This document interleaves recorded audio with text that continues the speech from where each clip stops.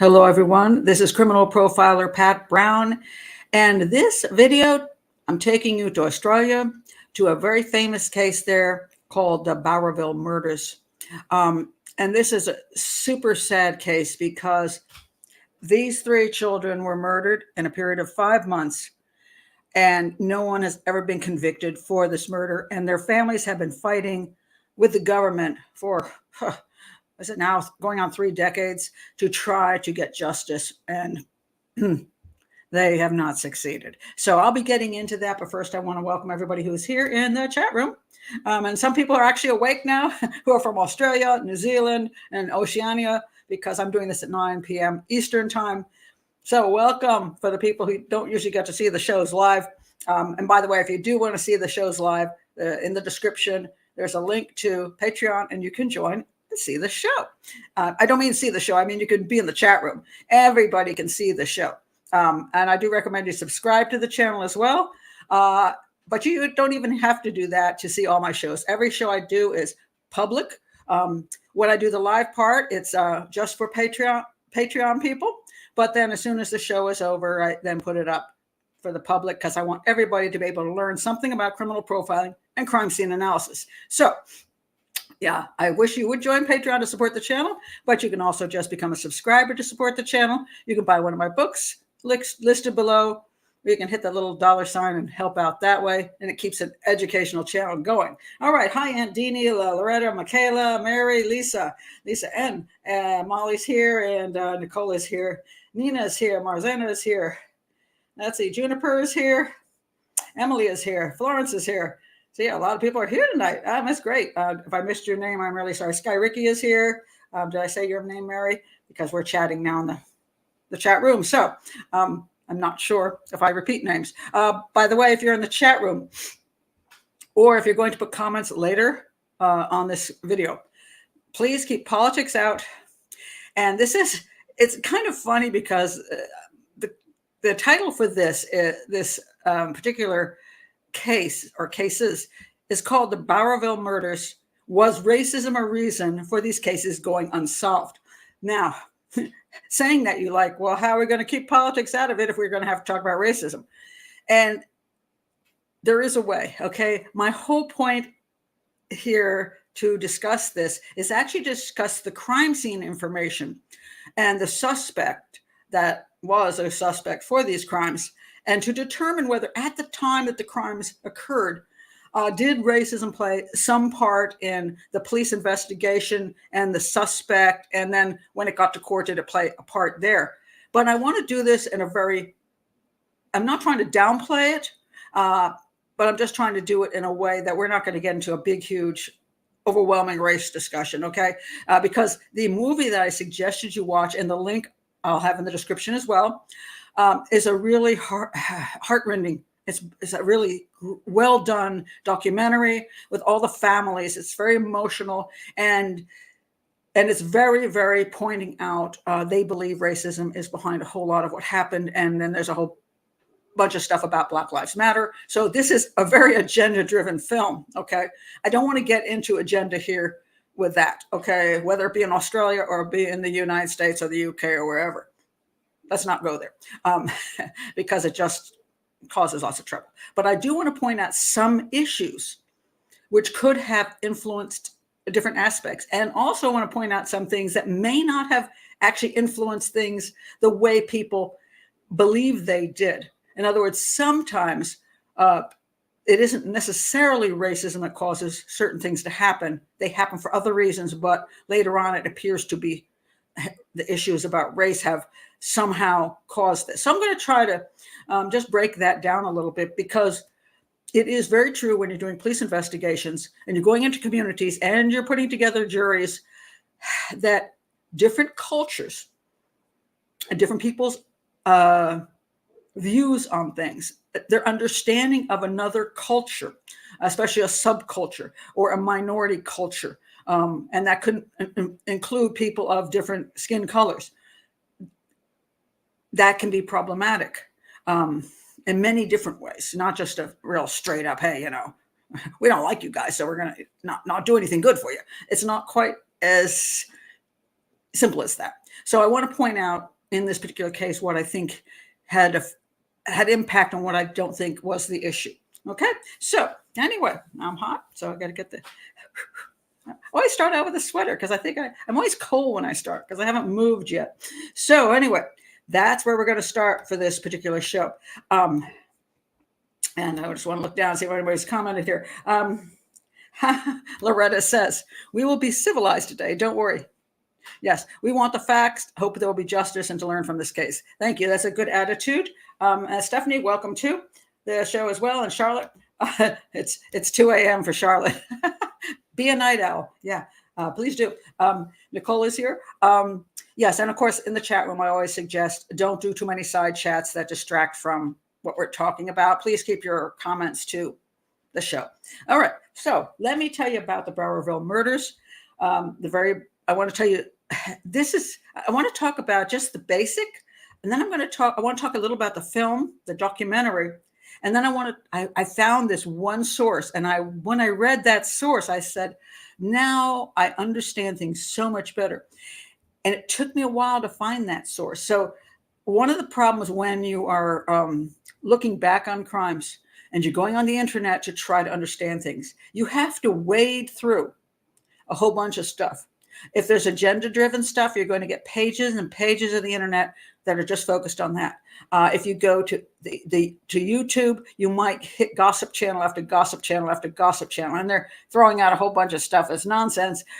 You might get one that just tells the story properly, but it's very hard sometimes to get the information that will tell you more about the crime and the facts and what's happening so you can make a better judgment. Now, again, this is an educational channel. We're not saying anybody's guilty or not guilty. I'm not solving the crime here. I'm trying to teach you how to more or less think. So if you were a detective in the future or now, this would help you in your work, or for everybody, profiling in your daily life doesn't hurt. So anyway, hi, Annie Haley. Glad you're here too. All right, let me tell you the basics. The Bowraville Murders is the name given to 3 deaths that occurred over 5 months from September 1990 to February 1991 in Bowraville, New South Wales, Australia. Now, I apologize to all Australians when I screw up the names here. I'll just say that right up front. So in the comments, you can all attack me and say, that is not even close. But okay, I'll do my best.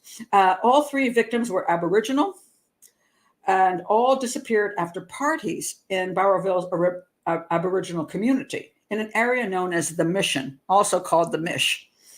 A local laborer, and his name is Jay Hart, a local laborer who was regarded by police as the prime suspect, was charged with 2 of the murders, but was acquitted following trials in 1994 and 2006. So, yeah, he got charged with this little girl's murder, and he got charged with this boy's murder. He never got charged with this girl's murder, but he got 2 separate trials on that and got acquitted on both of them.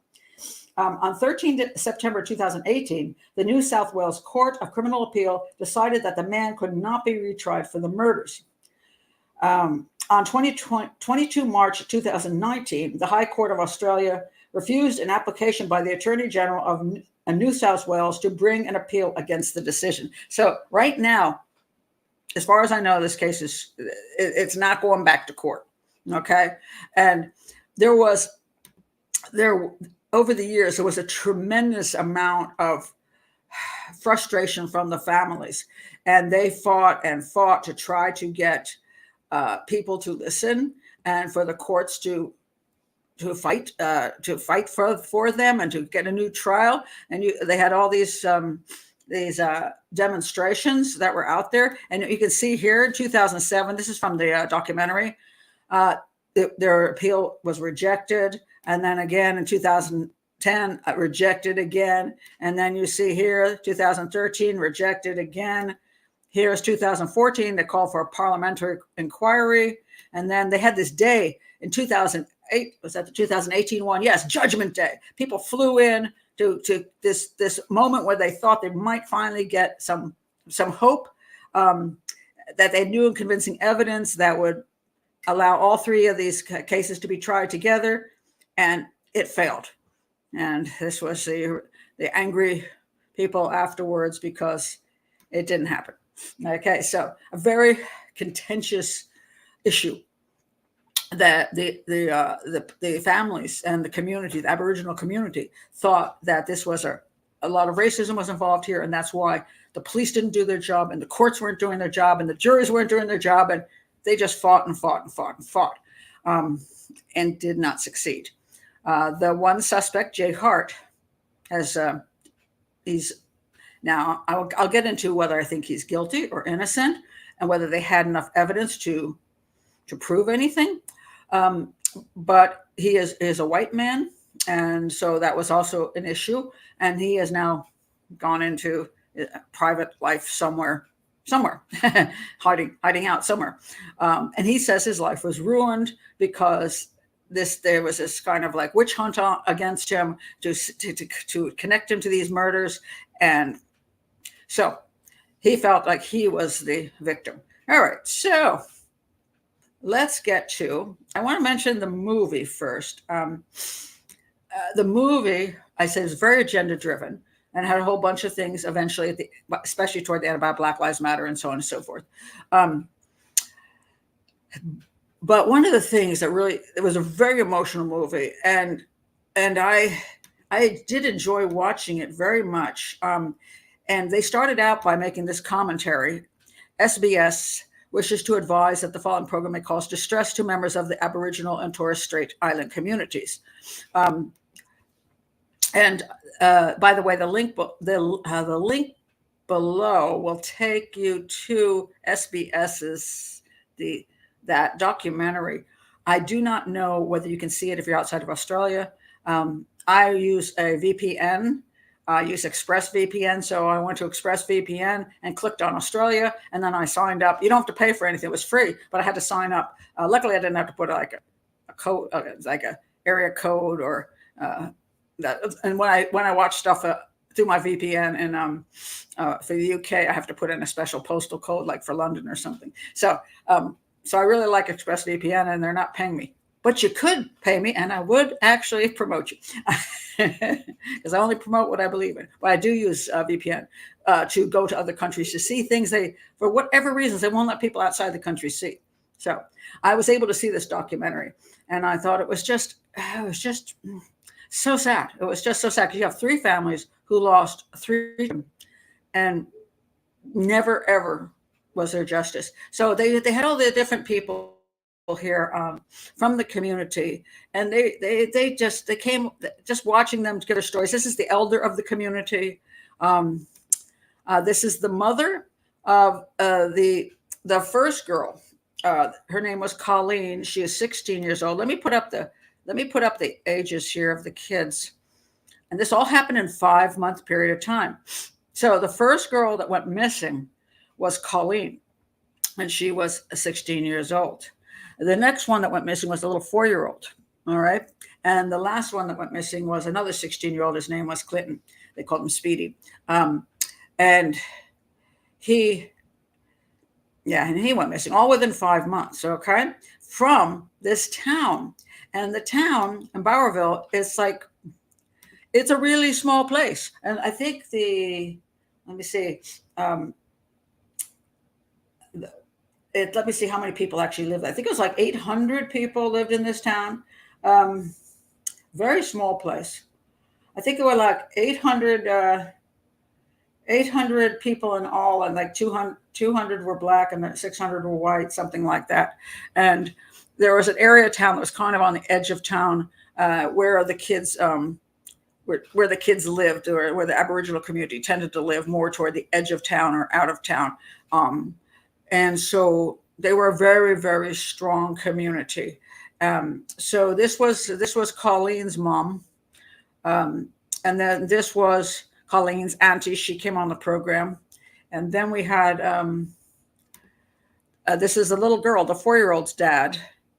Of course, nobody looked like that back in the day. They were younger people. But and this is the last boy, his auntie. This is Clinton's auntie. Do I have any more people here? Oh no, sorry. That's the end of my people.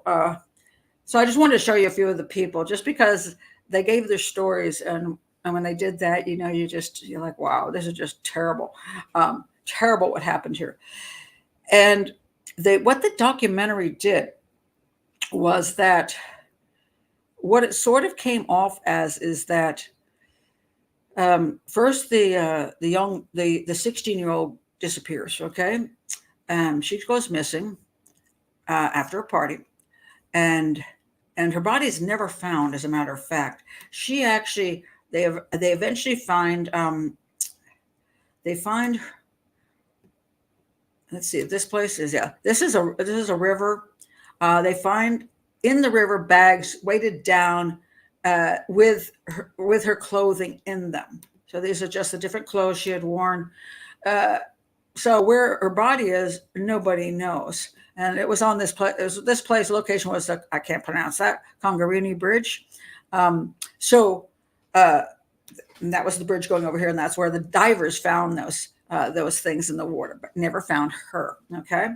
When the little girl disappeared, when she disappeared, they eventually found her body in a wooded area. And when Clinton, the 16-year-old, disappeared, they found his body in a wooded area. And one of the things that was noted was that they were concerned that in only 5 months, let me show you a little map of the town.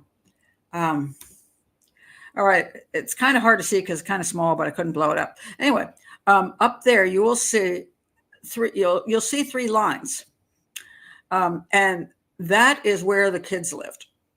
So you have in 5 months 3 kids, 2 16-year-olds and a 4-year-old, go missing, and that's how close they live together. Now that's pretty unusual. And then if you look down that red line, you'll see that if you go down to the bottom, that's where Colleen, she was the first one that went missing. Colleen was found, her stuff was in the river, body never found. Second girl that goes missing is Evelyn. She's the little girl. She's at the top of that. She's at that little white spot that says Evelyn there, a little closer to town. And then Clinton is in the middle. That's where his body was dumped. But as you can see, pretty much they're along the same road because there's not a lot of roads there. So basically whoever did something to them took them right out of town down that road and dumped their bodies in these places along the side of the road. So you would think at a certain point they go, you think these are connected? They're all from the town. They live really close by. They all go missing after parties, and their bodies are all, 2 out of 3 bodies and some clothing, all found on the same road, fairly close to town.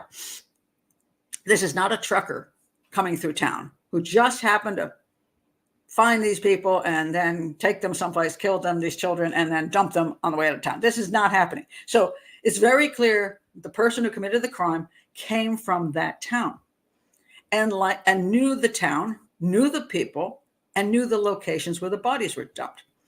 All right. So who was the guy? Well, the suspicion came to this guy by the name of Jay Hart. And let me show you a picture of him if I did remember to bring the picture over. Oh, I didn't, of course. Did I forget that? 1 second, I did it again. 1 second.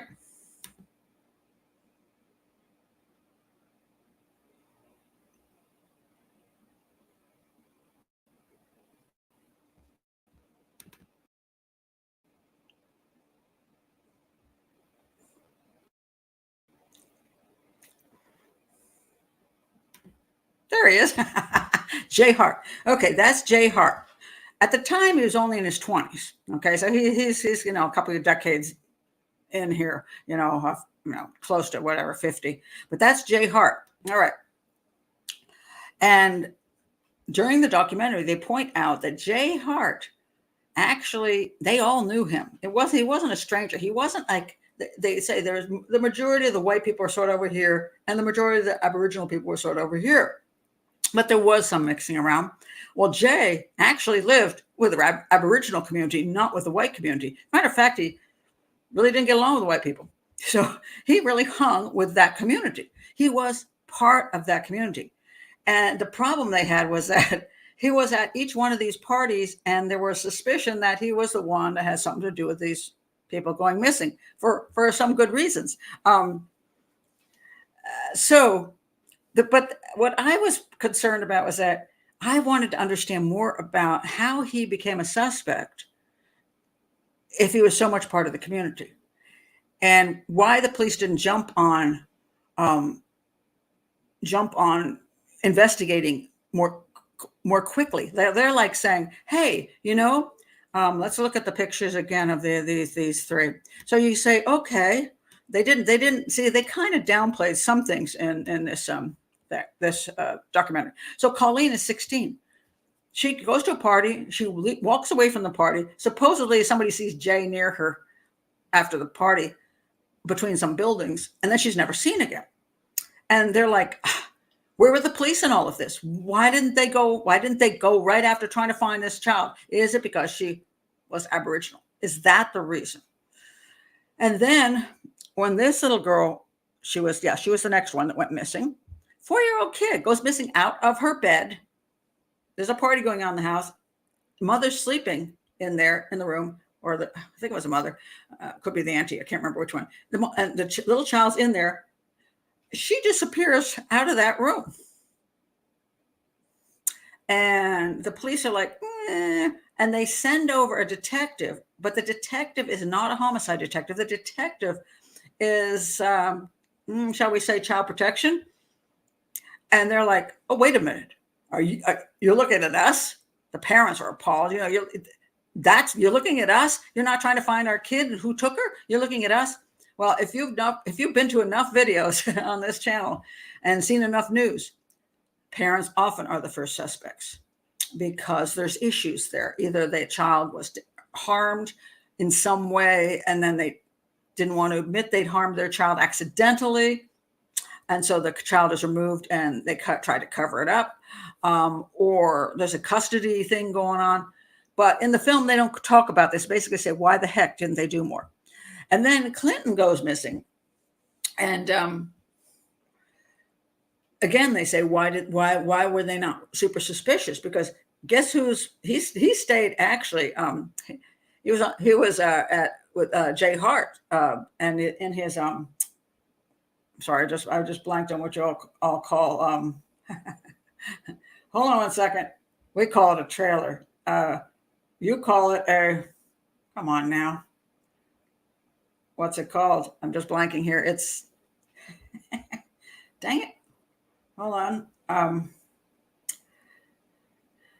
Let me see if I can find it just so I can. Somebody give me the name of it. I'm just drawing a blank. What do you all call it? Caravan. Thank you. Thank you very much, Nina and Lisa.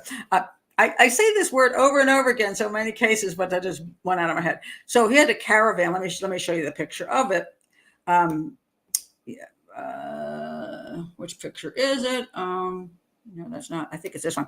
Oh, sorry, it's not that one. This one. There's his caravan at night. So what he did was Clinton came with this girl. He asked this girl to come and hang out there, and then she said, "Well, hey, Clinton will come with me." So he had them stay in the double bed. There was a double bed in the caravan. He let them have the double bed, and he went and stayed in a single bed in the caravan, which he had done many times with other teens. And I'll get into why this guy was doing this. And then Clinton disappears.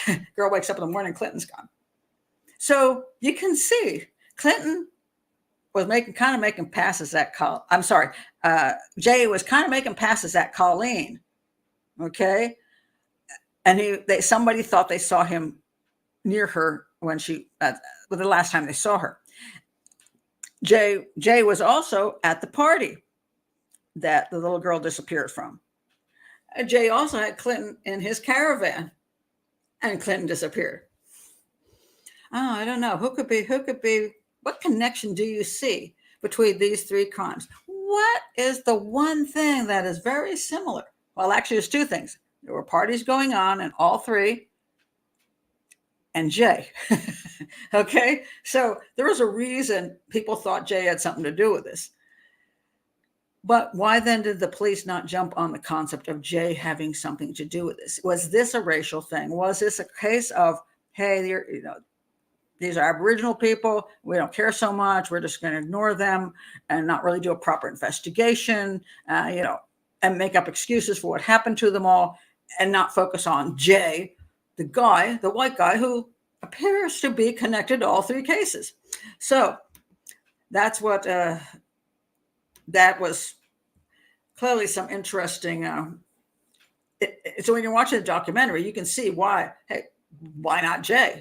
Why aren't they doing that? You can see why he was a suspect. Yeah. But then the question is, why at the time? Why wasn't he an immediate suspect? And why was it so hard to convict him in court? And why did they fight eventually to try to get these three cases all tried together? And this is what I want to look at them. Oh, wait a minute. Lisa N says, I think if they'd been able to try them all together, the outcome of the trial might have been different. Yeah, and that's what they were trying to do. Okay, so so I was curious because, I had to look at Jay and go, probably. But I was trying to understand why things went down the way they did. See, things are always more complicated. And if you were there at the time, you would understand why sometimes what looks like it just could be disinterest by the police or racism may not exactly be that, okay? And it's important to understand, not because we should ignore such things that when they occur, but that this is why sometimes things get really complicated, okay? So Lisa says, I see that each in isolation might have been hard to prove to a jury. Yes, but let's go further. Let's go. So I was trying to figure this thing out. And so I found the one site and I said, oh, now things make sense. All right. Because who's this? Okay. So you got Jay. Basically, they showed Jay, this white guy who happened to be hanging around, living around that community. And he shows up at parties. Hey, guys, here I am. Okay. Who was Jay? All right. Let's go back. This is a great article. I'm going to link the article because I think it's fabulous. And it really helped me understand why things went the way they did. All right. So at the Bowraville mission, Jay Hart was known as, or called, the King. The King. 15 kilometers around the Nambucca, I don't know if that's right either, Nambucca Valley from Maxville, Bowraville had around 750 white residents in 1990 and 150 indigenous. For the white people, Bowraville was a genteel retreat from the tough rugby league town of Maxville. And they had in there a white pub and a black pub. And a lot of this, the documentary goes back in time when, there was absolute divisions. But when they say white pub, black pub, I don't know what that means. It's sometimes just culturally, these people go here and these people go there. It happens everywhere. All right. The whites live in the cute bungalows with lawn and picket fences. Obviously, the thinking here is that probably the white people did have more money. Some of the blacks lived in town, others out on the fringe on Cemetery Road in the Mish. Okay. Jay Hart lives somewhere in between on Cohalan Road in a caravan outside an untidy house occupied by his mother, Marlene, and her boyfriend, Noel Short. Hart worked at the Bowraville's tanning factory. He saw his mother to hand over his washing every week. Oh, that's sweet. Thanks, Mom.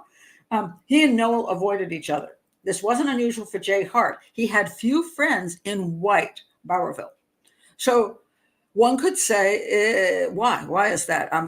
Why didn't he get along? Why? But maybe culturally, he was more comfortable with people, with the Aboriginal people. And I try to get people to understand, a lot of times it is very cultural.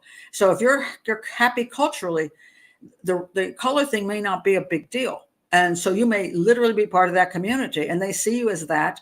And he might have seen himself as that now. So in other words, some people might think these are racist crimes, that a white guy killed 3 non-white children, or he's just a psychopath who lives among these people and he killed them and didn't care what color they were because that's what he does, because he lives there, which is, in my opinion, much more likely. On the Mish, He was the big white man who came with grog and ganja. Hart kept his 185 centimeter, 105 kilogram frame in reasonable shape by lifting weights in his caravan and from the repetitious work of hanging hides in the factory. He was confident, but he was very popular in the Mish. Why? He was the mobile party, the candyman for miners who couldn't get booze for themselves, because he was in 20s at that time. So basically, he was a drug dealer. Okay, that's what it comes down to. He's a drug dealer. All right. So he supposedly grew some weed too, and then gave it to the kids. So the kids liked him. All right. I want to go down here to a little bit more about him. Now, here's an interesting point. Colleen Walker knew the king better than most others on the Mish. Hart, who was 25 in 1990. So we know a lot of times when you see a photo today, you see this man who's way older.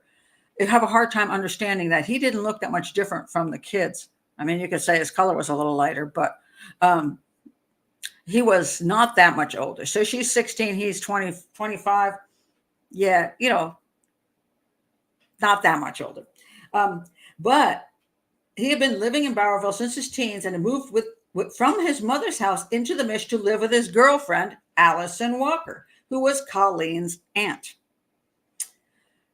Okay, so he was living with one of the indigenous women, that was his girlfriend, living there in the Mish.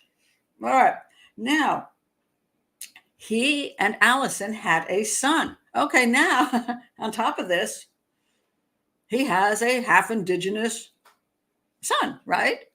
Okay, so he is really part of this community. But after Hart repeatedly bashed and verbally abused Allison, she moved with Joshua, the kid, to Queensland in 1987. He apparently had a wee bit of a violent temper, all right, which is important in this case because the question is, if he's the guy, why did he do what he did? And so he did. He was domestically violent, and she said, yeah, enough of that crap. So she dumped him and ran off with the kid. All right. Hart moved into the caravan beside his mother's house and was working at the tanning factory. His breakup with Allison didn't cut his ties with the Mish. He was still the king, boasting that he could bring marijuana, also called yarny, from a small plantation he maintained on the turpentine forested slopes of the Nambucca River. He said he could access the plantation off of Congarini Road via a dirt track that followed the river. Now, this is kind of important because that's where all the bodies were found, along the road and near the river, where he supposedly had his little hidden plantation that he was growing his weed on. Although the Aborigines from the Mish were his friends, his relations with them weren't always peaceful. On 13 April 1990, Hart was drunk and stoned at the house of Mark Thompson and Maxine Jarrett when the argument resulted in Hart headbutting Jarrett and punching Thompson before fetching a golf club in which he smashed in their front door while shouting threats about burying them under his yarny plants. So again, we see that this guy has temper. He does have a temper. But I want to point something out here that is really, really important. I'll get to you asked whether Clinton was assaulted. Yes, his head was bashed. This is probably a good point. Always suspicious of grown adults that hung out with children. Yes, he did. But again, one of the problems the police had was there was a lot of this stuff going on, and it wasn't prevented.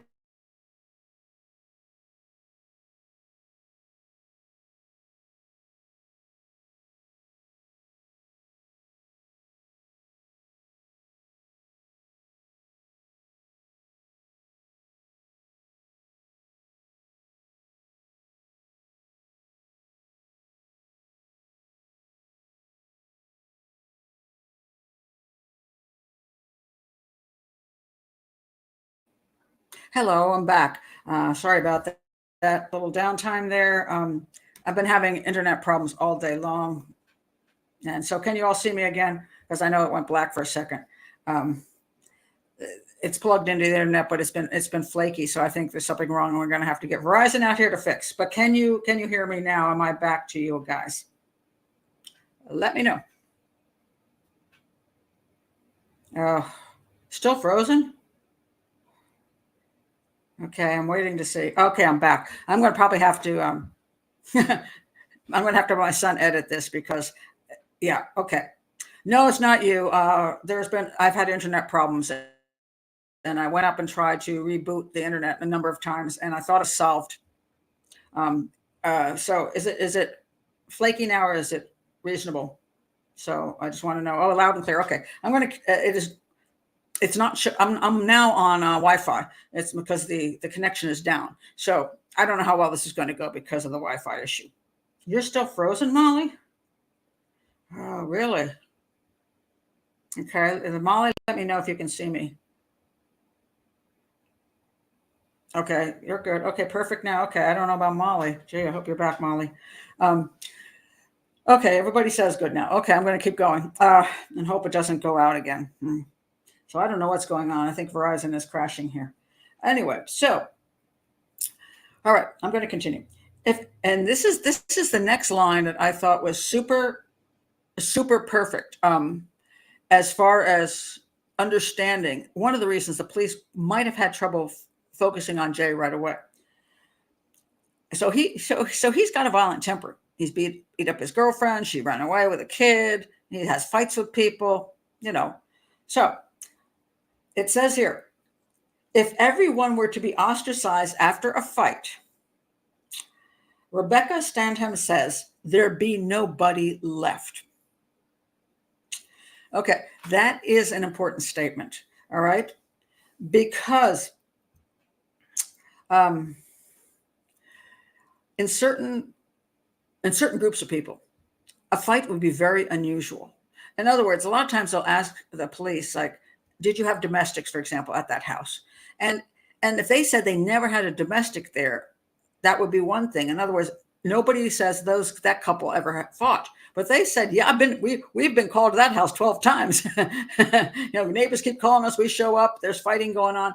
Then there's something in that house that the police see happening on a repetitive basis. So Michaela says, in and out. I'm going to try to keep going. I hope it's okay. I hope I don't have to redo the whole show on a video. So at this comment that she says, if everyone were to be ostracized after a fight, there'd be nobody left. This is something in the community that is an issue, that there is a lot of violence between people. Now, when you watch the documentary, you really like everybody. And I've been in communities where the community is rough, shall we say rough. People don't have a lot of money. There's a lot of drugs. There's a lot of alcohol. There's a lot of stuff going on. But it doesn't mean people don't have warm hearts. But it does mean sometimes the whole community is a little on the rough side. I think this is one of those communities. Because all three of these people, these kids, disappeared after their parties. And they're young people, okay? And she was in a house that was having a massive party. And the weird thing about this whole thing is that people, like his girlfriend, didn't notice he disappeared out of the caravan. The person who's sleeping in the room with her didn't know she disappeared. Somebody's drinking a lot. I mean, in other words, the parties they're not just, we had a couple glasses of wine. I'm thinking people are drinking fairly heavily and maybe doing something else too. So what's happening is that when the police investigate these kind of things, they're looking at that situation, that just because his Jay guy's drinking and partying with everybody doesn't make him necessarily suspect, because he was at these three locations before these people disappeared. Now he was actually in his caravan, so that's the most damning one, right? But there were other people who were both these parties. So you could probably, a good portion of people in that location, you could say could have been responsible. Okay. So that's, the police are looking from the outside going, okay, there's a party there. How many people were there? Well, how do I know it was Jay? It could have been any of the other people. And they'd be right. So it gets a little bit tricky. All right. So this is the comment. If everyone were to be ostracized after a fight, Rebecca Stedham says, there'd be nobody left. And she's from the community. She says there's nobody left. Okay, so there's a lot of fighting going on. All right. Hart was back at the mission one night in July 1990, chatting with Allison's niece, who was 9 years his junior. Okay. He invited Colleen and her friend, Patricia Grainer, to come up to his caravan on Cohalan Road, watch music videos, and sleep the night. It wasn't a sexual proposition. He promised the girls they could sleep in his double bed and that he would fold out the dining table, which doubled as a second bed for himself. Now, again, you might ask, where are the parents? Why is a 16-year-old girl drinking a lot and going to a 20-some-year-old guy's caravan and staying the night with him, even though she's got a girlfriend with her? So there's a lot of, let's say, people growing up quickly, and this impacts the investigation. So the girls drank some more with him, then fell asleep. Next morning when they woke, Hart was gone, but Colleen told Patricia he had climbed onto her side of the bed during the night and tried to have sex with her. She had been groggy, almost anesthetized, but had fought him off. Patricia had been sleeping so soundly she hadn't woken. So this almost sounds like the Clinton thing. And this other one, that people are sleeping so soundly they don't know what's going on next to them. Now, she claimed at that time that Jay got a little friendly with her. Now, of course, he was drunk too. I remember, he's 20-some years old. He's drinking as much as she's drinking. And people who drink do stupid things. So that he might have thought she was attractive and she was there and he crawled over and started trying to kiss on her, I don't know. Whether she says he wanted to try to have sex with her, it's hard to say. Or whether he just, who knows. But apparently her friend didn't even know what happened. And she was so, So I don't know. Some people also claim that they wonder if he, basically roofied them. I don't know what was happening back in that day, whether that was a thing that really happened, or maybe it did, or maybe people just drank so heavily they were, blackout drunk. But doesn't make Jay look like a great guy. And he did invite girls back to his place. And even though he gave them the separate bed, it's a little questionable whether he stayed away from that bed. And that's the same thing that happened here. Okay, so very, very interesting. All right, so now Colleen had little contact with Hart over the next 2 months. Most of the time she lived with her mother, Muriel, known as Aunt Mooney in the Sawtell. She was just reaching that age when she wanted to discover the world, Muriel said. Hart was persistent, however, and when Colleen went to Bowraville in September, he persuaded her to spend another night at his caravan. Okay, so again, she's a 16-year-old girl. Whether it was not that inappropriate there for a 16-year-old girl to hang out with a 20-some-year-old. And remember, times are different and cultures are different. So way back, I certainly know that back in time, there were girls in high school who dated guys in college. A 16-year-old girl might date a guy who's 21. And it wasn't considered like he was a child molester. That was normal. So there's this, that he was 25 when she was 16. Was that really considered there to be a big no-no? And I don't know. So, but she went to spend another night. Now, mind you, she claims that he tried to have sex with her, but she went back to his caravan again. So what does that tell you? Well, I don't know exactly, but you see the problem there. And now the police are investigating. They say, well, has she spent time in his caravan before? Yes. Did he try to molest her? Well, she said he did. Well, did she go back? Yes. And now they're like, well, maybe it was consensual then. Okay. So he persuaded her to spend another night in his caravan. This time she took a male Aboriginal friend, Adrian Jarrett, for protection. Nothing untoward happened. So this time they woke up in the morning, everything was fine. The next day, the 13th of September, now this gets really interesting here. Colleen planned to attend a party in the Mish until midnight, when Marge Jarrett would take her and her two friends to Maxville for the 3 a.m. train to the nearby town of Goduga, okay, where they were going to stay with friends. All right, so now she's 16. She's going to go stay in some other town with some friends. The party started in the afternoon and was spread between a campfire in the park and the laneway between March's house, beside March's house. The king was there. That's Jay, right? Jay Hart. And he was the source of the beer and the yarny, which is wheat. And Colleen's friend noticed him pestering her to stay another night in his caravan. Colleen fended him off, saying she was leaving for Guduga. And I'm sorry if I pronounced that wrong. So friends heard Colleen say, no, I'm going to hang out at this other place. Around midnight, Colleen walked down the lane and was never seen again. All right. Now pay attention to the next paragraph. The police didn't take it very seriously at first, said Muriel Craig. And communication wasn't always the best among the Aboriginal kids on the Mish. Some thought Colleen had gone to Guduga. It wasn't until 17 September. Let's see, wait a minute, when did this happen? 13 September. So from 13 to 17, 4 days. Nobody really worried too much about the girl. It wasn't until 17 September that Muriel was sure Colleen was neither in Bowraville nor Guduga and reported her missing. Even then, she says, she was an independent 16-year-old who moved around between towns.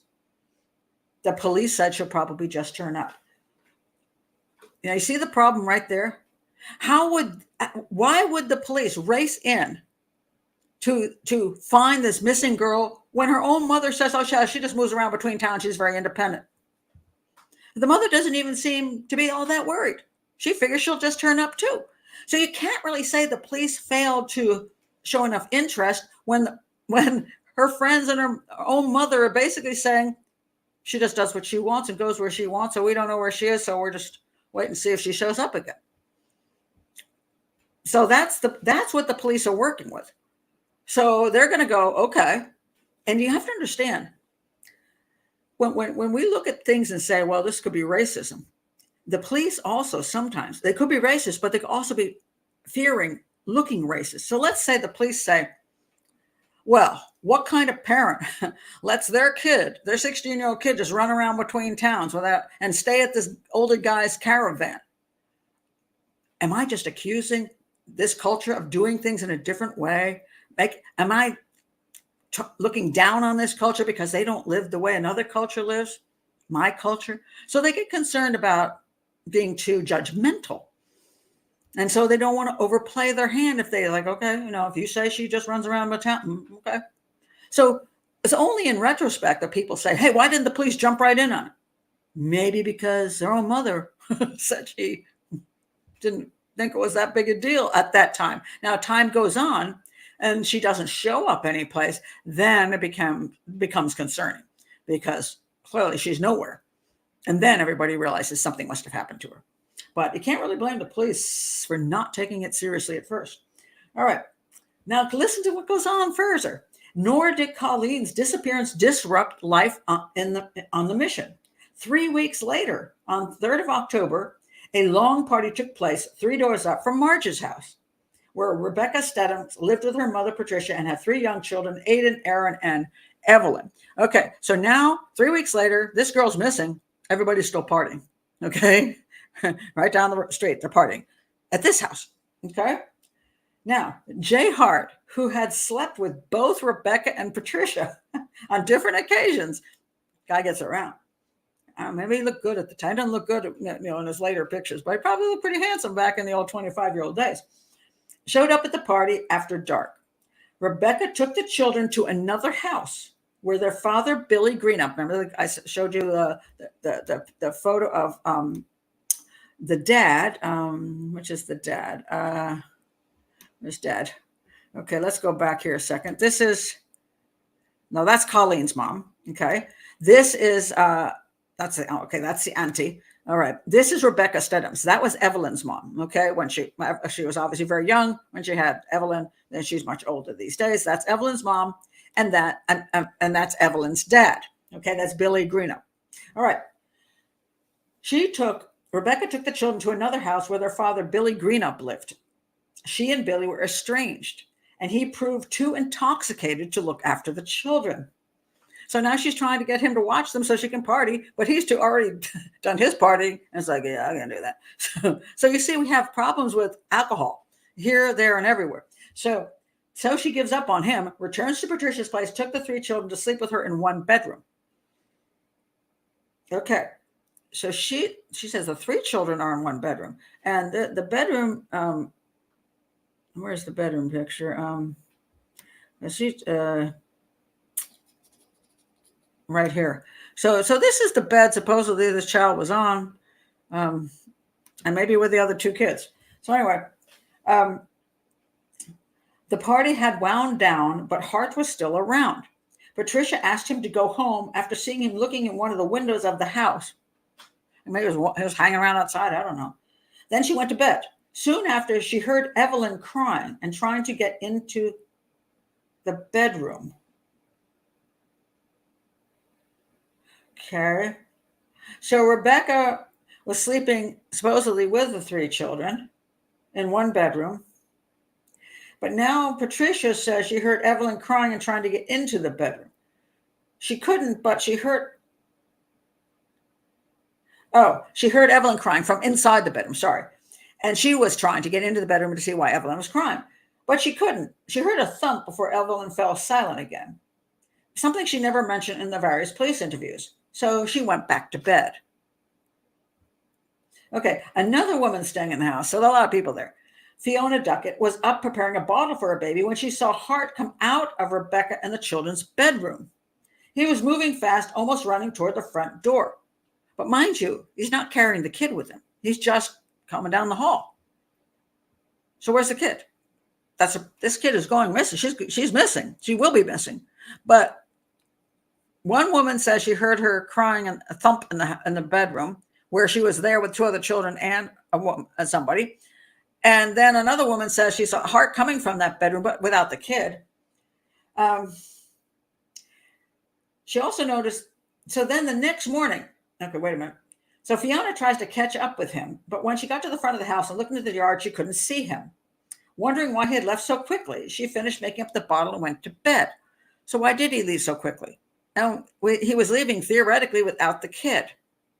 So now the police have this problem. They have a witness who sees him leaving the house, but not with a child. So when you get to a court of law, as far as Colleen goes, well, they didn't ever take him on that one. But when they took him on this one, he was there. But what proof was there that he actually did anything with her? Because nobody actually witnessed him carrying the child away. All right. The next morning, Rebecca woke with more than a normal hangover. She also noticed that her pants had been pulled down during the night.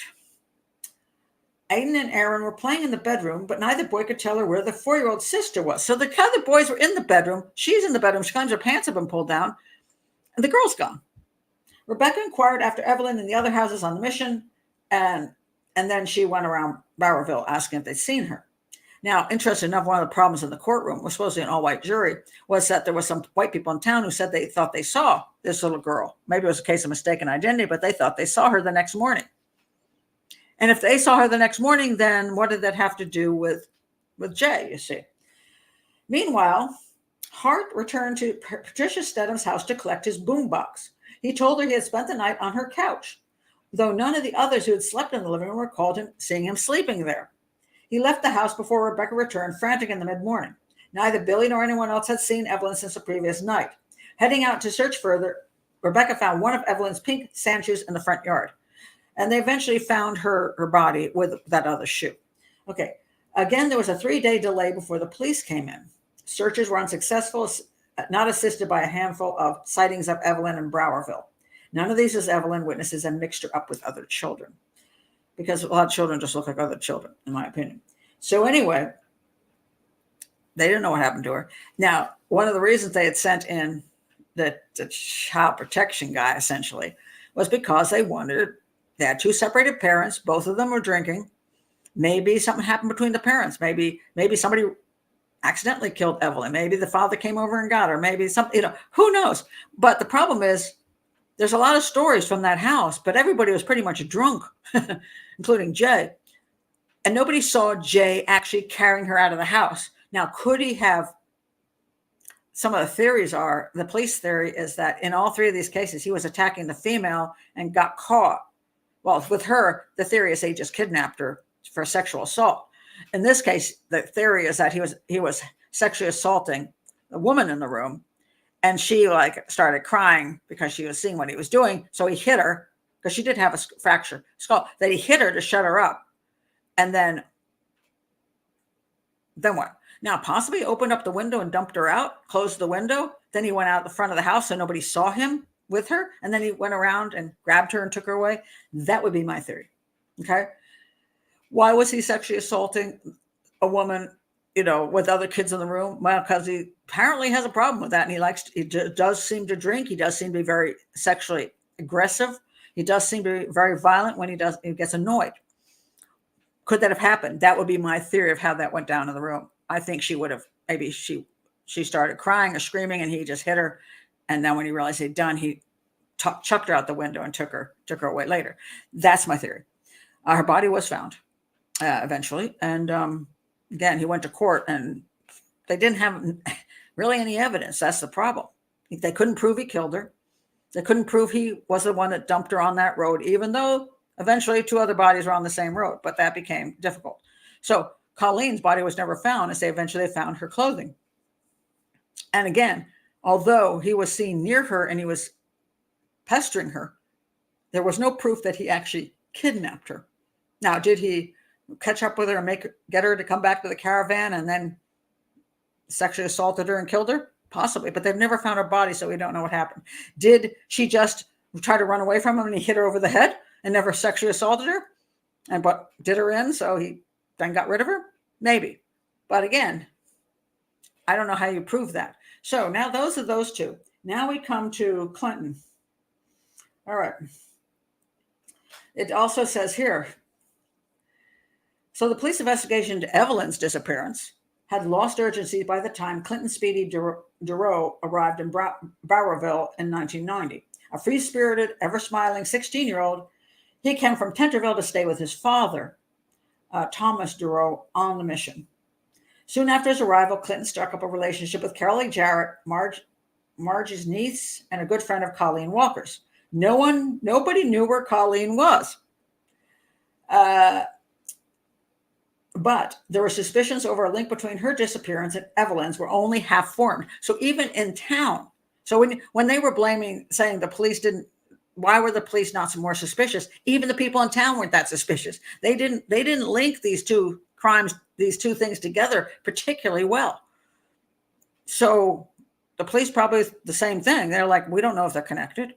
She could have gone off. They didn't even know. She could have gone off at a certain point to another town. Right. And I'm trying to remember when they found her clothes and stuff. But she could have been hiding around someplace with some other dude, and really wasn't dead yet. Or she could have hitchhiked and gotten killed by somebody and she'd be hundreds of kilometers away and have nothing to do with what happened to this little girl. So there wasn't a real clear connection, except for later when all the bodies were found. And like, that's concerning. So Evelyn had obviously been taken, but it had been on a night was hard to piece together a coherent story. Further complicating matters was the fact that relations between the families on the mission were distrustful. So people were like, not all that, some of them weren't really that friendly, you know what I mean? So they were having issues with each other. So things going on. The king was still hanging around. In January, he was drinking and smoking dope at a party at Thomas and Marge's house. Well, again, if they thought he was definitely the guy who kidnapped her and killed her, he's still hanging out with everybody. When he fell into an argument with the 2 relatives of Colleen's, Hilton and Philip Walker, who said that Hart, flying into a temper, claimed he had killed people and buried them under the yarny, and that he was not a man to be messed with. He left the house, later returning with a broom handle and whacking Philip as he slept on a couch. So he is violent. And I mean, and he doesn't care if you're asleep or drunk or whatever. He's willing to whack you one and all in the head. So he has, past behavior shows what might well be his future behavior. That is kind of a clue. After midnight, let's see. So on the last day of that month, another party was held. See, we got a lot of parties going on here.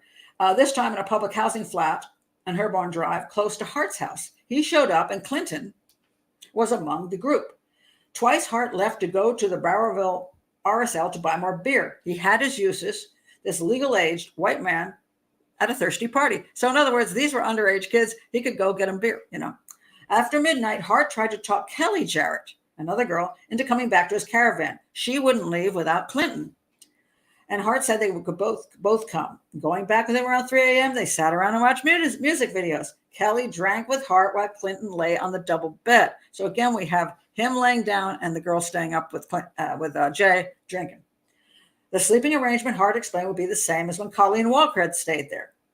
The Aboriginal kids could have the double and he'd fold out the single. Before they went to sleep, Kelly asked Clinton not to leave her alone with Hart. It's like, Kelly, maybe if you didn't trust Hart, you shouldn't have gone to the darn caravan. But she did. And sometimes teenagers aren't that bright. Clinton could have said, hey, you don't like this guy? Why are we going over there? But they were all drinking. So you see. At 4:30, Noel Short woke up inside Marlene's Hart, ready for work.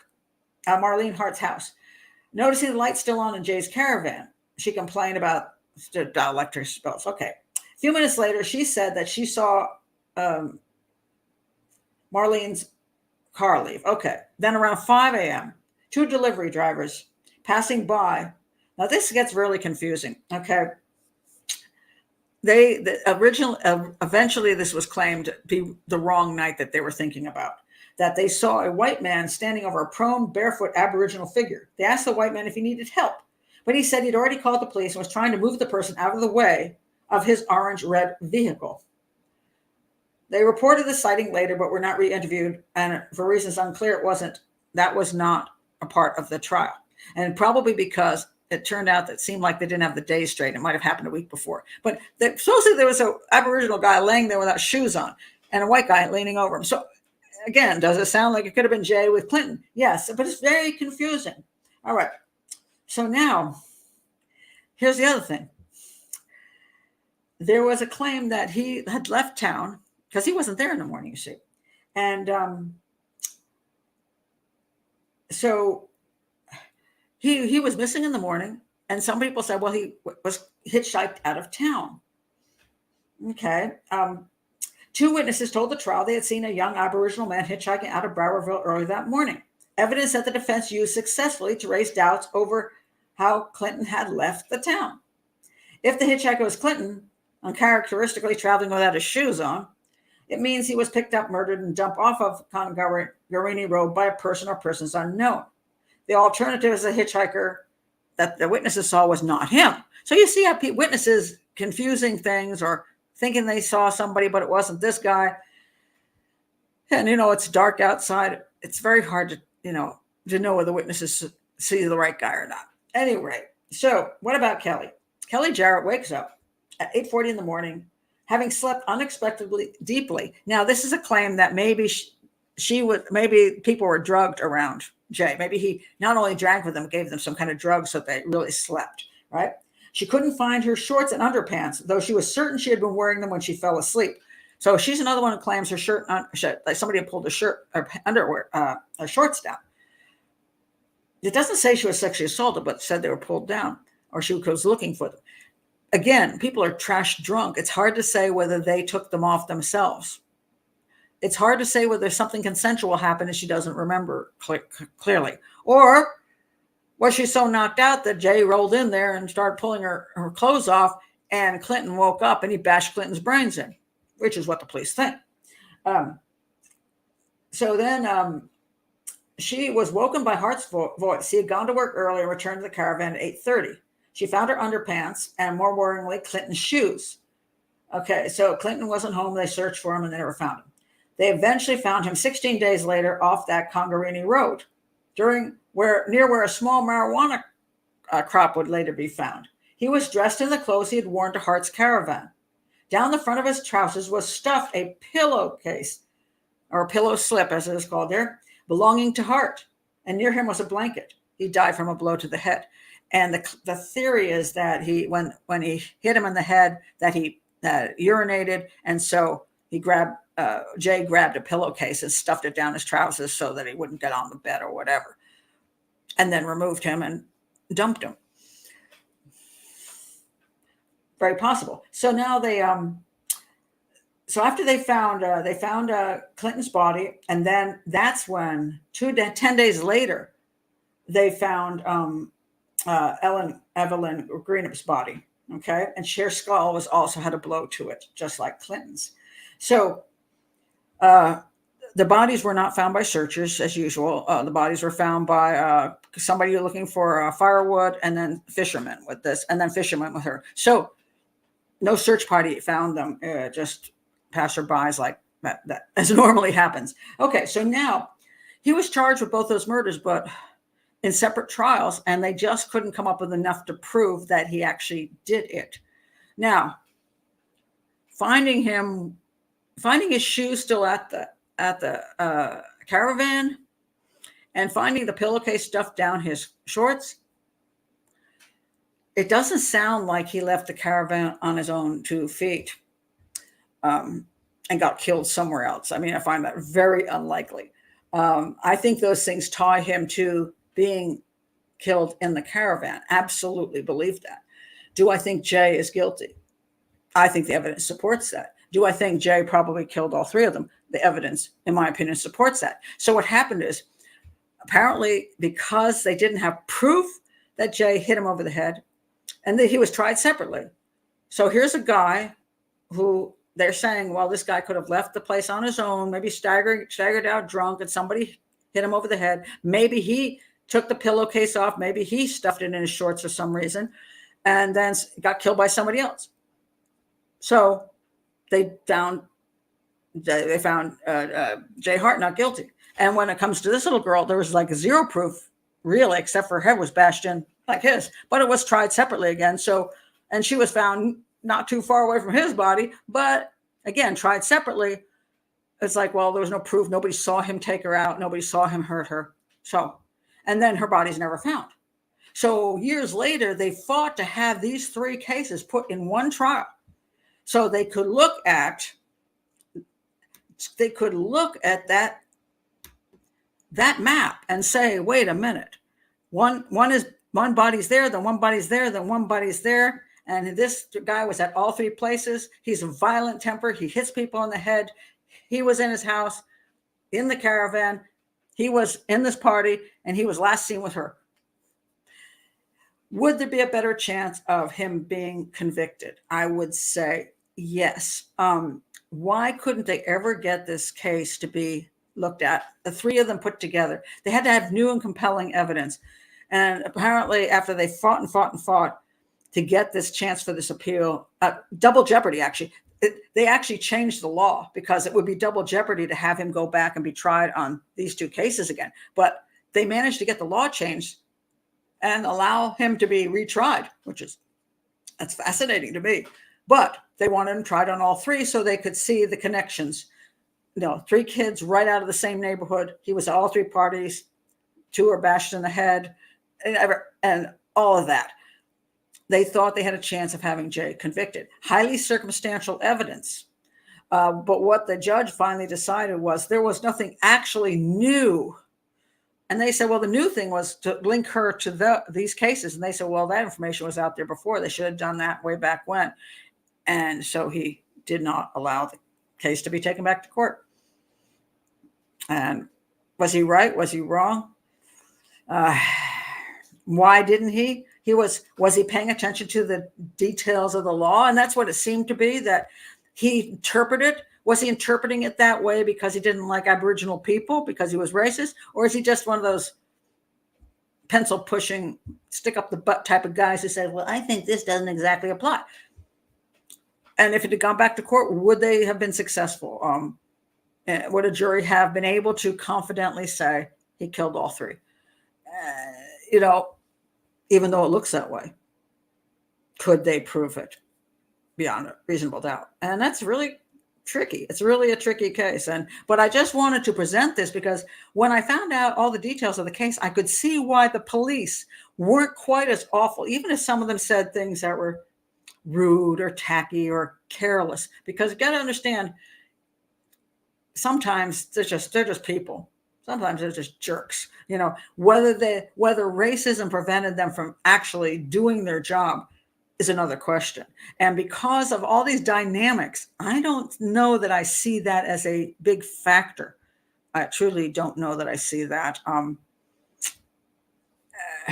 So there was a problematic issue going on in the community with a high level of alcohol. and too many young kids partying and too many disruptions and violent stuff going on. And Jay was just one of the participants in all of this. So I don't know. I don't know that I see that that was racism as far as that goes. I understand where all the frustrations come down, but I didn't quite see that was the reasoning for these cases to go unsolved. I just think, however Jay got rid of them under these circumstances, it didn't leave a lot of evidence that really 100% connected him. It's just, but very circumstantial. I'll say that. All right. Let me see what you have to say here. That's an interesting point. Stephanie says there are so many other problematic things going on in that community. They're unlikely to want to talk to a policeman. This becomes an issue in many communities, and this has nothing to do with race, because believe me, I live in Maryland, and there's some areas near me who would be pretty white. It's not the area I live in. My area happens to be majority Black, but there are some areas that are majority white. And they were the kind of places that people would call rednecks or trailer trash, and the kind of things people negatively say about that particular culture.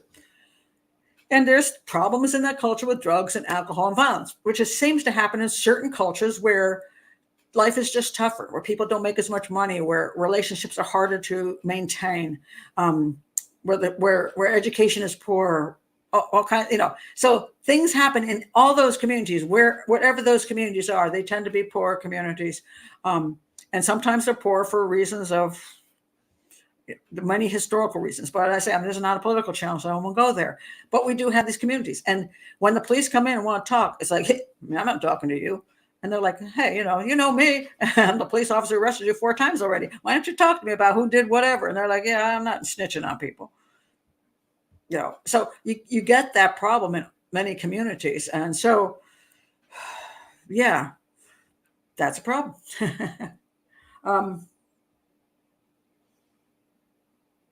I'm not actually sure what that means. I don't need what? Witnesses to convict? You don't need witnesses, but you got to have, I'm not one to shy away from a circumstantial case. The problem here is that nobody saw him kill him, but also there was nothing like in other words, if his head was bashed in and there was blood, it wasn't apparently in the caravan. It wasn't on his, in his vehicle. So you know what I'm saying? That I don't think they found now possibly, and this may be an issue, is that when there's explanations for people vanishing, like she was supposed to go hang out with friends. So if her own family didn't pursue this in the first moment she went missing, 4 days went by, they're like, where is she? All those days that go by, if Jay did something to her, he's got all the time to clean all the crime scenes up. And the police aren't going to go investigate Jay if she's not even listed as endangered at that point. Now, if somebody said, look, this girl would have always been home at this time and Jay was just with her, we think Jay did something to her, well, they might show up at Jay's house. But that's not what happened. In this case, she went missing, and although Jay was there, so were a whole bunch of other people. And why did they not go search out Jay's house right away? Maybe it's because he wasn't really a true suspect. And I don't know what the warrant situation is in Australia, but if there's no proof he did it, can you just walk into his house and search it? So that's a problem. Now, he was in his caravan, but the story was that he had wandered away and went hitchhiking. Should they have checked that out more thoroughly right away? I think this is the best case as far as if the police. Now again, I'm trying to see when did they tell the police that there was a problem? Well, they found his body. He was actually found 16 days later. These other ones were a long time. But this was only 16 days later. And I'm trying to see here about information about the police investigating, but they did have the pillowcase. Well, they did know it was from his caravan, so I'm guessing they went there. But I don't know whether they just couldn't find any evidence to prove he died there. So that's problematic. If they had found Colleen, the whole case might have been very different. Because if we accept the motive, Colleen's body would have been the most likely to have DNA evidence. I think you're right, Stephanie. That's a real shame that they didn't. The fact that all their clothing was put in bags and weighted down in the river makes me wonder that her body's not somewhere at the bottom of a river.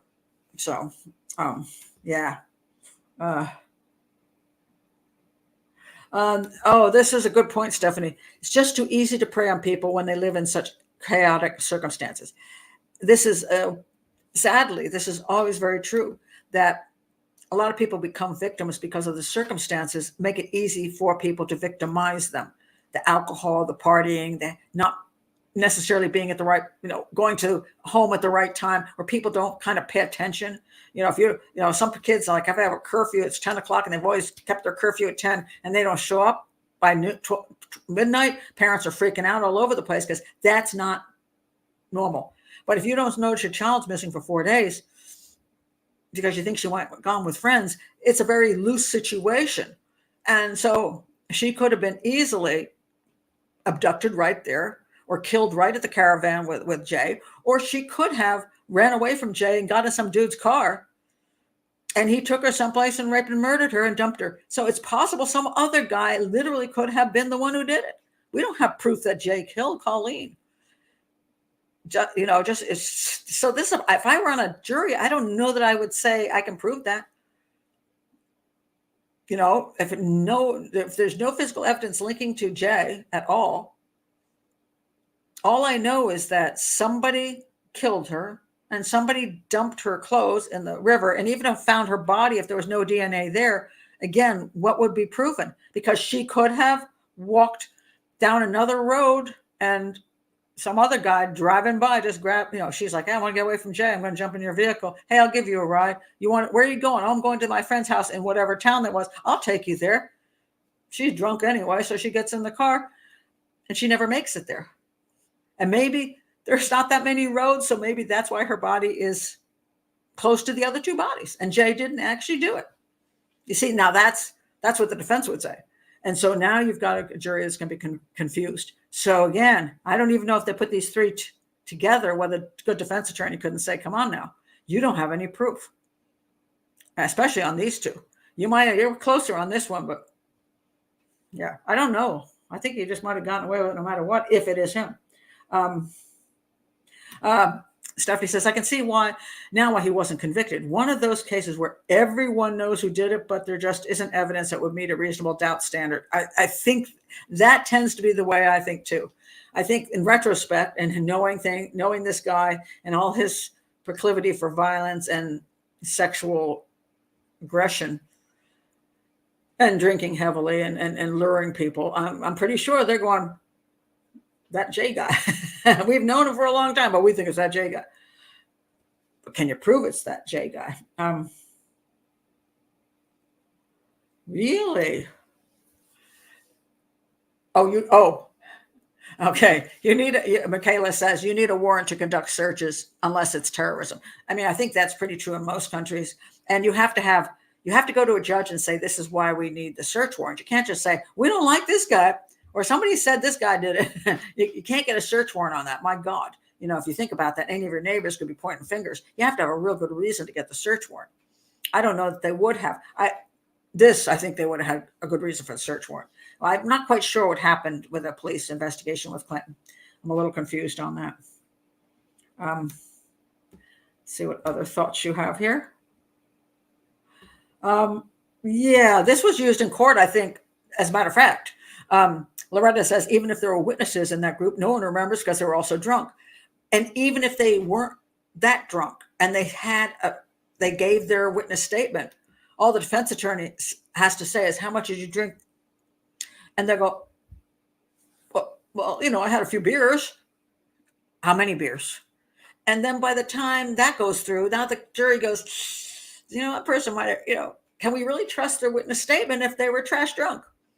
And even if they say they weren't that drunk, how can we believe them? Just like when, the guy's driving and the cop always says, how many beers have you had? 2.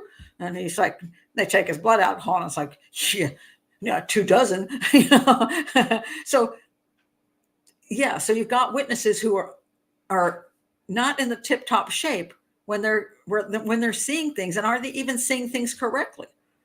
Because they are drunk. So that is really problematic. This is true. He had a reported history of assaulting people while others were in the room. Yeah, that's one of the key signatures for him. He was attacking people while other people were watching, and he was hitting them in the head. And so I say it does match him. The crimes definitely. I can't say that they don't match him, but not enough to convict. That's another. Yeah, the talk. Yeah, that's what I said. The best I can come up with there, because no one saw him leave the room with her, and that somebody did see him walking down the hall and supposedly going out of the house without her. I think that if he did that, he hit her over the head, and then he had to get her out of the room, and he didn't want to be seen doing it, so he'd open the window and dump her out, and then he could just go around and remove her. I think that's what happened. Yes.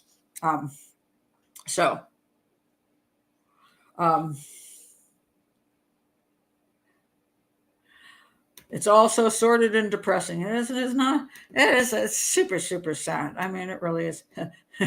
Such a pig. Well, that's true. I wouldn't want to. I wouldn't want to hook up with a dude. Yeah. What were there any other suspects? Apparently, no. No. But again, not having other suspects is not proof that this guy did it. That's not how you can't convict somebody on, because you can't come up with somebody else. As I said, she could have walked away and got hitchhiked and got killed. Theoretically, he could have. Let's say, anything could happen. I mean, if I don't know how much the guy drank. He could say he staggered out. Maybe he started to pee because he was drinking, and he grabbed a pillowcase, put it down his pants to hold himself, ran out the door without his shoes on to go pee in the yard someplace, and then ran into somebody else, and it wasn't Jay. And the guy, they started, the guy had an argument, hit him over the head, and threw him in his car. Could that have happened? Could he have collapsed and somebody ran him over? Could have happened. Maybe those people thought they saw this guy laying in the road without his shoes on and a white guy leaning over him. Maybe somebody actually hit him, and they were trying to figure out what to do with him. And it was some white guy from the town, and it wasn't Jay. And they said he called the police, and the other guys went away, and he just picked up the body, put it in the car, and took him and dumped him. If I were a defense attorney, that's the story I come up with. You see how easy that is? Because if you don't have really good proof, you can come up with an alternative scenario. And I just came up with two that eliminate these two. And as far as this little girl goes, so many drunk people at the property, maybe somebody else came in and did something. So it doesn't mean it had to be Jay who did it. Yeah. So do I think it's likely Jay? Yes. But doesn't mean I could prove it. And doesn't mean it couldn't be somebody else. Let's see. So many people in and out of the suspect's trailer in so many circumstances that it was hard to even say what any evidence would be found. It's a party house. Oh, yeah, the party house problem. Yeah. Yeah. That leaves tremendous amount of fingerprints and God knows what else kind of DNA you've got all over the place. You could have semen in different places, because they're drunk teenagers. God knows what happens in there. Yeah, it's a party house. What a mess. What a mess. What an entire mess. You would think there would be at least trace evidence in Jay's vehicle. Supposedly Clinton's body was found with a blanket. So I would guess that if Jay did it, he took his body out of the house in a blanket. And if nobody could prove it was a blanket that was his blanket, would it leave fibers in his car? Maybe not. I don't know. Again, I don't know what kind of search they did of Jay's car. But eventually, he was arrested for these two crimes. He was arrested eventually, and tried and not convicted. So I'm not sure exactly what all the court records have and what happened in court. Why kill them? Sandra, that's a great question. It almost seems like when the police, their police theory was that he was, well, that he wanted to have sex with her, and then she refused, and he attacked her. Either he sexually assaulted her or he hit her over the head because she wouldn't go with him. The same way these other ones.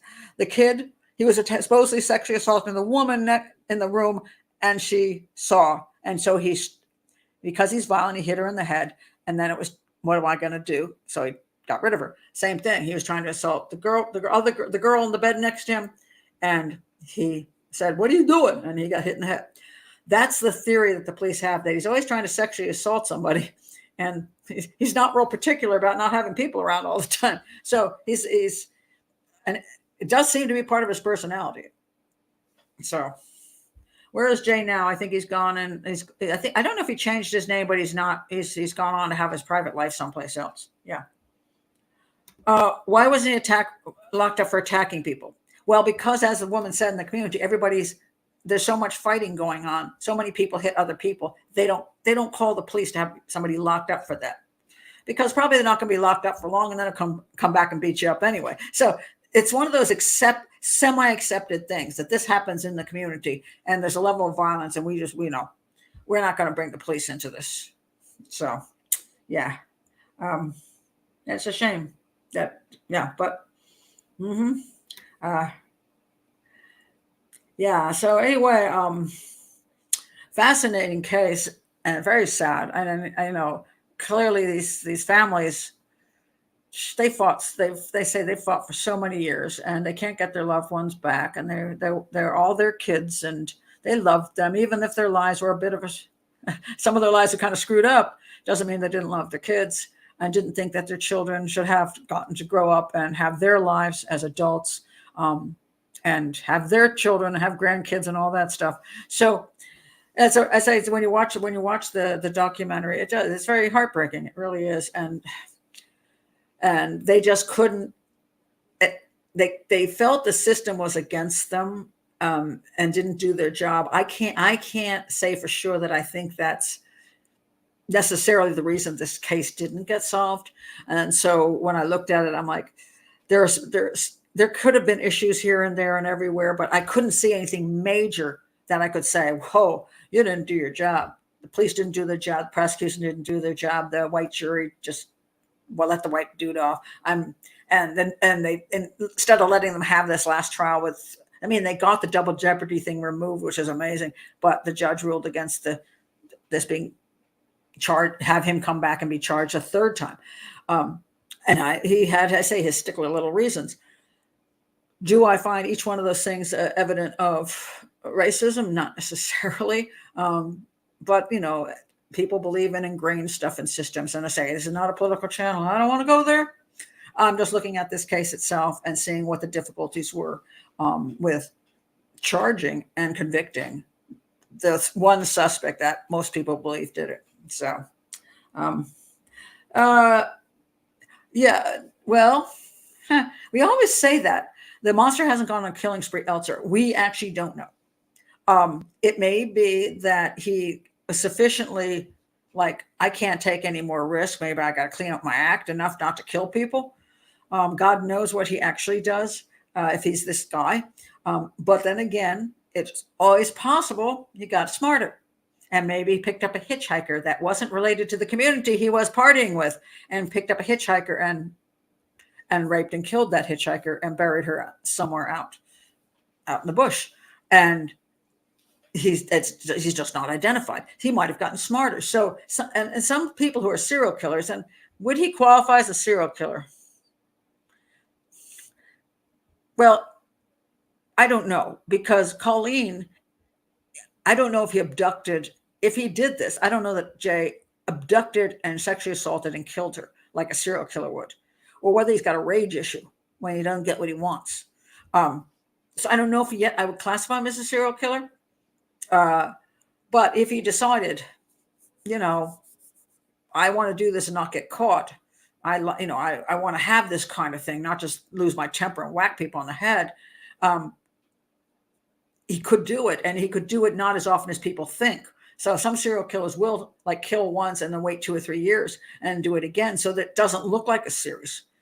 It's possible. And depending on who you choose, whether they're missed, whether they even looks like a serial homicide or it looks like it could have been something else, whether the victims he chooses are completely different. So you don't, like, one is white and one is Aboriginal and one is 20 and one is 45 or 50.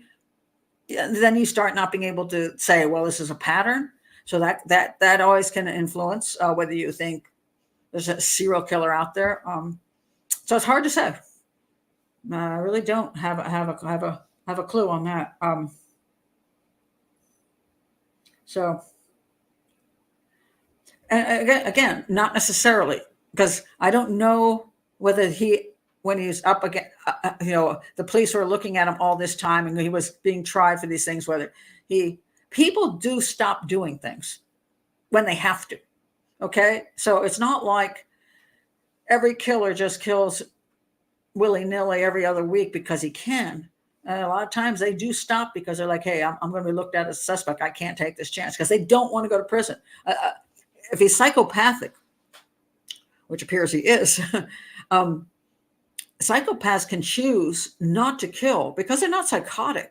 It's not like the voices are telling them to do it. It's just that they might get points that, hey, I'm getting older. I'm getting older. I don't want to spend the rest of my life in prison. I'm going to have to find some other way to get my rocks off. I'm going to find something else that'll give me jollies, whatever that might be. And so they can stop, and they do.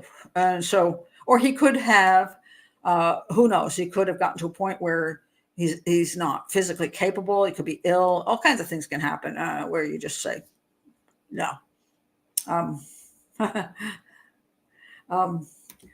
I think of these kinds of guys as situational killers. Basically, if he's on drugs and gets angry, it's always a possibility. Yeah, the situational word is something I like very much. I said, for example, Joran van der Sloot. I do not think he's a serial killer. I think he's a date rapist with a rage problem. If he'd gotten to have sex with a girl, he wouldn't have gone into a rage. But both those girls turned him down and pissed him off. It was a situation that made him angry. And so he killed them. But he wasn't a serial killer. And a lot of people classify him as a serial killer. And I don't think he is. He didn't go out to seek a girl to rape and murder. That wasn't what he was doing. But I certainly wouldn't want to be on a date with him, because you might end up dead, Yeah. And yes, when you have drugs on board, alcohol on board, all kinds of other things, it can ratchet things up, then a situation will come up, more likely to come up. Sometimes we also see situational crimes with domestic situations where that situation pissed that person off. Like my girlfriend just told me she's pregnant and I don't want to take care of that baby. And why did she get pregnant anyway? And he gets mad and kills her, and also gets rid of the problem, But that doesn't mean he's a serial killer, but he's a killer, He's committed a horrific crime. But situational stuff is quite often behind some of these crimes, and I don't think the word situational is used enough, because it doesn't mean that. By the way, when people talk about crimes of passion, people think those are situational.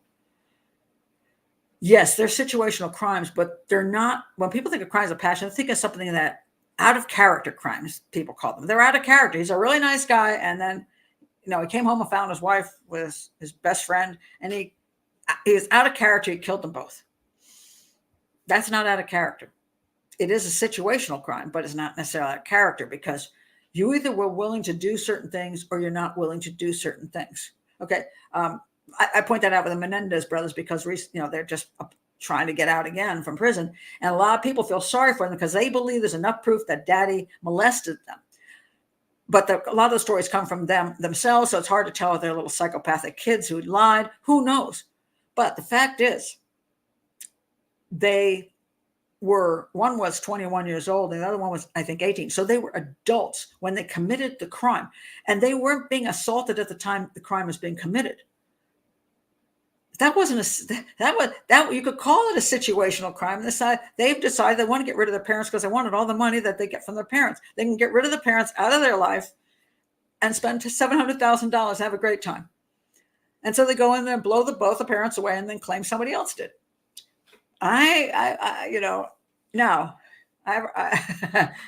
It's one situation that mass murder of families is often that kind of thing. It's a one-time crime, a one-off crime, because a situation in their minds demanded this be taken care of, shall we say. But they're not serial killers.